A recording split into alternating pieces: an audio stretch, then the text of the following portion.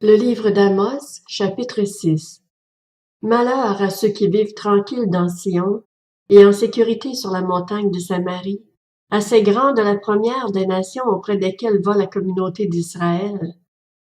Passez à Calné et regardez, allez de là jusqu'à Hamath, la grande, puis descendez à Gath chez les Philistins. Ces villes sont-elles plus prospères que vos deux royaumes, et leur territoire est-il plus étendu que le vôtre? Vous croyez éloigner le jour du malheur, mais vous faites approcher le règne de la violence. Ils se reposent sur des lits d'ivoire, ils sont vautrés sur leurs divans, ils mangent les agneaux du troupeau, les veaux mis à l'engrais. Ils improvisent au son du luth, ils se croient habiles comme David sur les instruments de musique.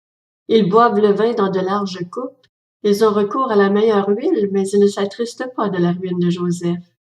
C'est pourquoi ils partiront en exil en tête de prisonniers, et les cris de joie de ces paresseux cesseront.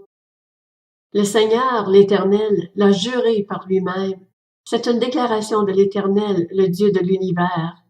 J'ai en horreur l'orgueil de Jacob, et je déteste ses palais. Je livrerai la ville et tout ce qu'elle contient.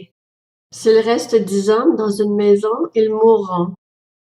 Lorsqu'un parent prendra un mort pour le brûler, et qu'il enlèvera de la maison les ossements, il dira à celui qui est au fond de la maison, « Y a-t-il encore quelqu'un avec toi? » Cet homme répondra, « Personne. » Et l'autre dira, « Silence, ce n'est pas le moment de prononcer le nom de l'Éternel. » Oui, voici que l'Éternel donne des ordres.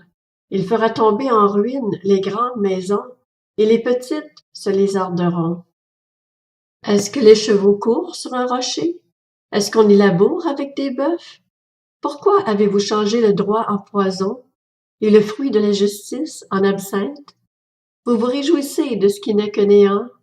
Vous dites, n'est-ce pas par notre force que nous avons acquis de la puissance?